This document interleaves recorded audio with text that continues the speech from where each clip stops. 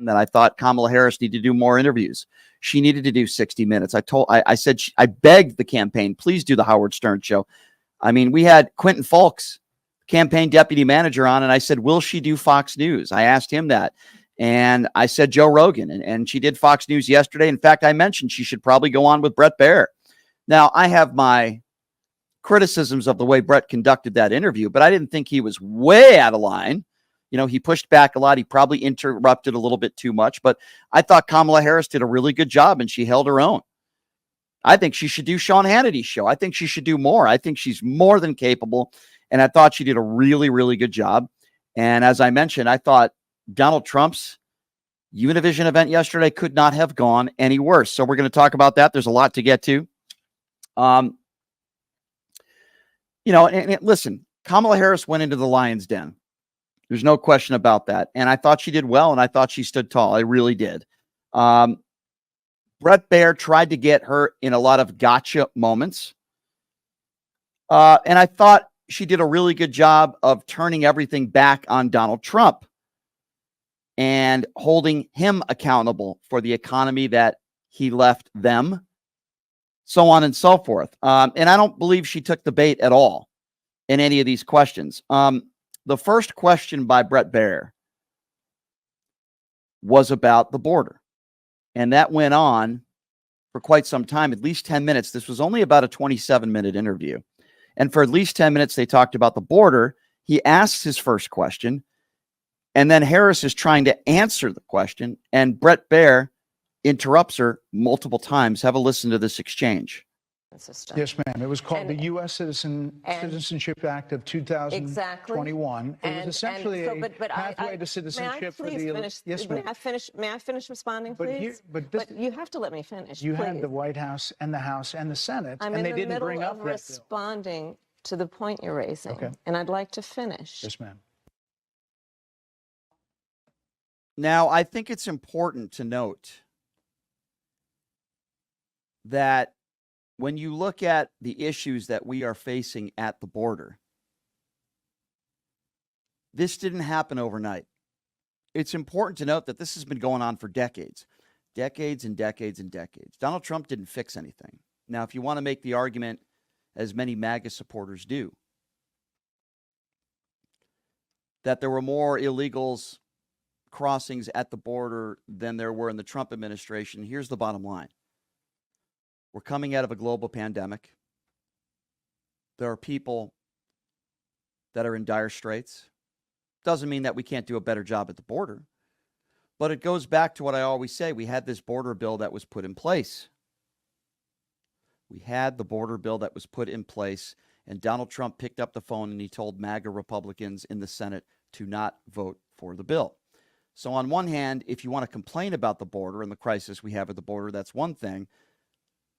But if you don't want to do anything to fix it and you just want to score political points and have something to complain about, then in my personal opinion, you have no credibility when it comes to this issue. Now, this is a moment that I thought was very interesting, cut to, and that is Kamala Harris calling out Fox News to their face. What Fox News does time and time again, and what all these other right-wing entities do time and time again, is they downplay how crazy Donald Trump truly is and how insane he is. This is certainly an interesting moment, and it also goes to show you that so many on Fox News have no credibility. This is not a serious news organization. Have a listen to this. We asked that question to the former president today. Harris Faulkner had a town hall, and this is how he responded. I heard about that. They were saying I was like threatening. I'm not threatening anybody. They're the ones doing the threatening. They do phony investigations. I've been investigated more than Alphonse Capone. He was the greatest gang. No, it's true. No, but think of it. It's called weaponization of government. It's a terrible thing. So, Bret, I'm sorry, and with all due respect, that clip was not what he has been saying about the enemy within that he has repeated when he's speaking about the American people. That's not what you just showed. Well, he was asked about that specific... No, that's not what you just showed. In all fairness and respect to you. That was the question that we asked him. You didn't show that, and here's the bottom line. He has repeated it many times, and you and I both know that.